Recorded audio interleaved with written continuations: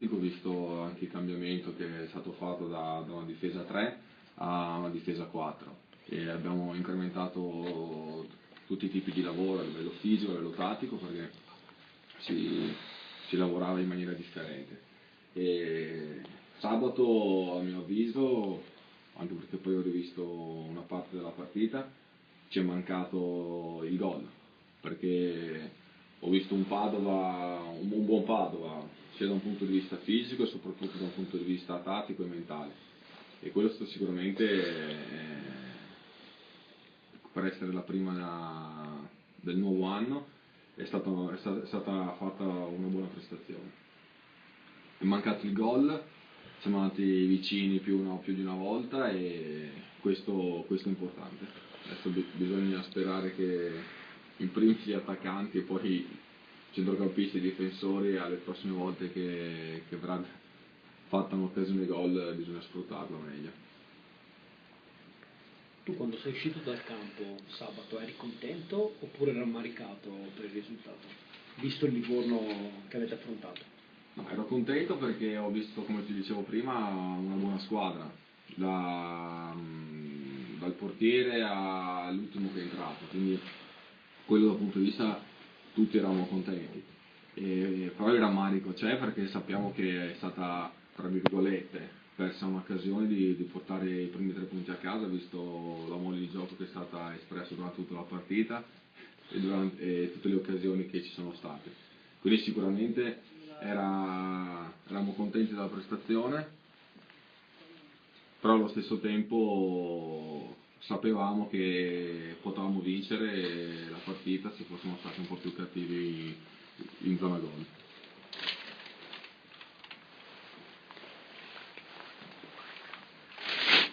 Che effetto ti farà trovare Felce dall'altra parte della barricata subito come avversario sabato? Quello sì, fino a 3 giorni fa era con noi, adesso lo ritroviamo con un'altra maglia. E questo è il nostro lavoro, il nostro mondo che tanta stabilità a volte non te la dà, perché con queste sessioni di mercato 2 volte l'anno così lunghe tanti possono cambiare squadra, ti puoi rincontrare come sta accadendo adesso con Rolf a distanza di 10 giorni.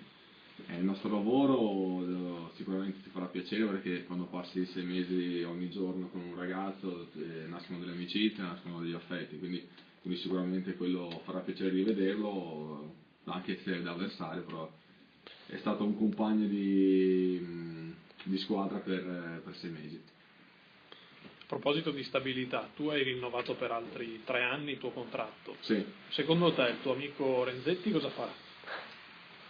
Ma allora Francesco ha una situazione un po' diversa dalla mia. Io ho 29 anni, Francesco ne ha 25. Francesco, con lui ci parlo ogni giorno perché sapete il trio delle meraviglie qual è, quindi sto sempre molto. Toccare lì l'anno prossimo. È lì, giustamente, a contatto. Francesco ha un'età e è un grande giocatore, un grande professionista. E io gli ho sempre detto che, ma non perché non sia attaccato, anzi, perché sicuramente lui, la sua volontà sarebbe quella di rimanere, però noi facciamo un lavoro che bisogna approfittarne il più possibile perché non è che ti dura 30 anni, 20 anni come altri lavori. Secondo me quando un giocatore ha la possibilità di poter andare in Serie A è un'occasione che va sfruttata. Logicamente la volontà da parte di tutti è quella di andare in Serie A col Padova, perché il nostro obiettivo, io e Francesco siamo diciamo, la vecchia guardia, siamo qui da 4 anni, siamo quelli che abbiamo passato i play-out, i play-off, la situazione dell'anno scorso, quindi sappiamo benissimo le difficoltà che stiamo affrontando e che ci saranno per approdare in Serie A. Lui deve stare sereno perché ha la fiducia da parte nostra, del mister, perché, ripeto, è un ragazzo che ci ha sempre messo il cuore e ci ha sempre impegnato per tutti questi anni. Quindi la sua scelta non lo so perché penso non la sa neanche lui, però sicuramente farà la scelta migliore per lui, che non vuol dire che non sia anche quella per il Padova. Abbiamo davanti ancora diversi mesi, in questi mesi può succedere di tutto e lui deve stare sereno e continuare a fare quello che sta facendo. Poi ripeto, E quando ti chiama una squadra di Serie A è sempre difficile dire no. Io quello che vi posso dire è quello di stare tranquillo, che sceglierà la scelta migliore, diciamo. Escludi che possa partire subito? Ma da quello che ho letto il direttore l'ha dato al mercato.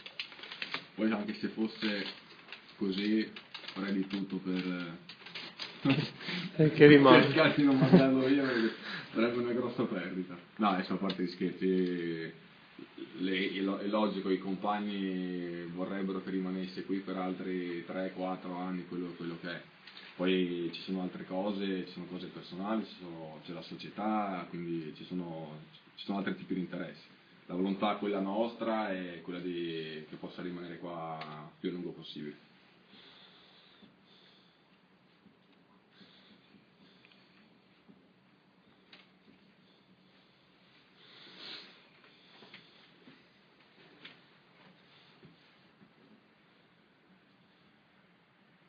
Tornando invece a Grosseto, dicevi si era cenato di festa, è lì, però insomma che partita, anche se la settimana insomma è appena iniziata, ma che partita vi aspettate o ti aspetti?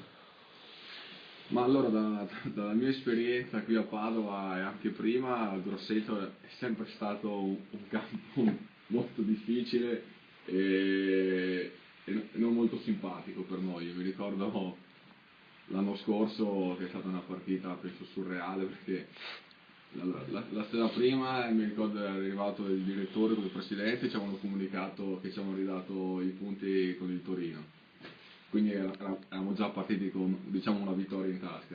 Poi il primo tempo avevamo fatto una grande partita, vincevamo 2-0, poi è successo quello che l'anno scorso è successo spesso, avevamo quei 10 minuti di blackout che hanno fatto sì che ne prendevamo 2 e quindi nulla, quindi sì. Però ripeto, loro adesso hanno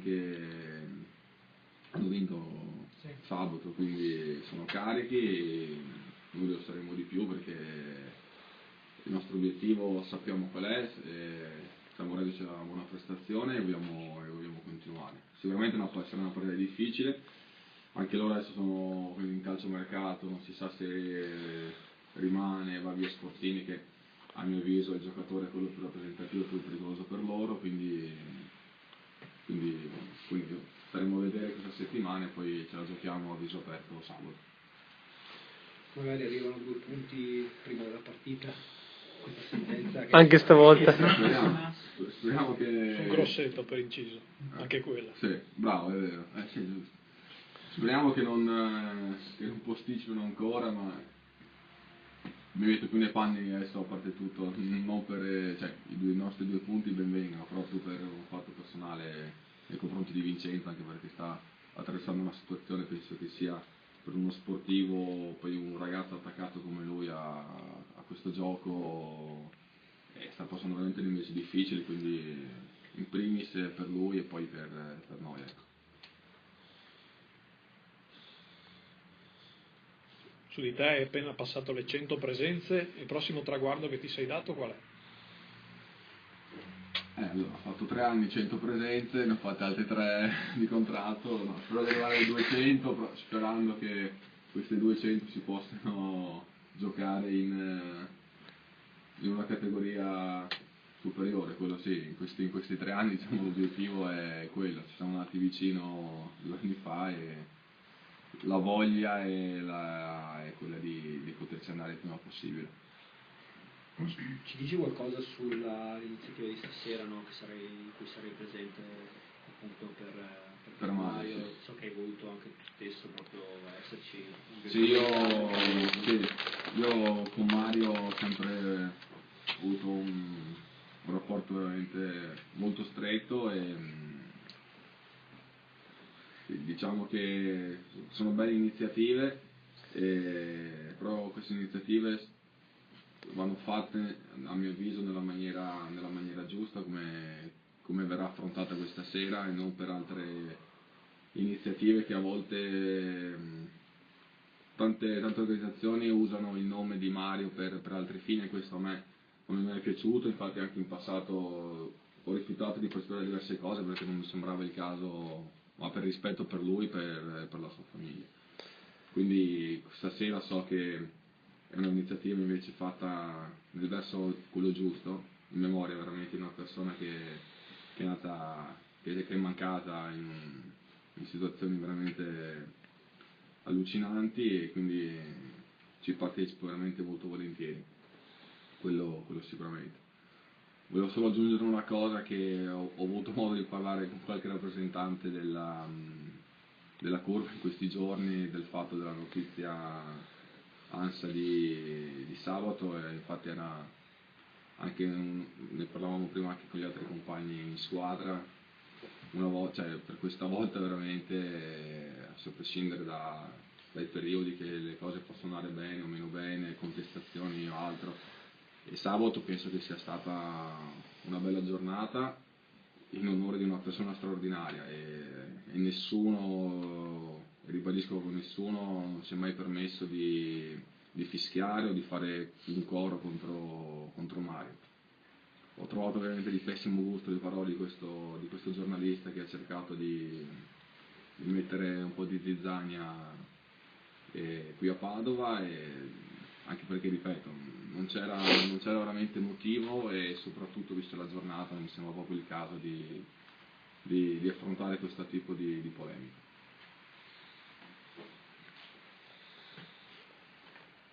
Chiaro? Grazie. Ciao.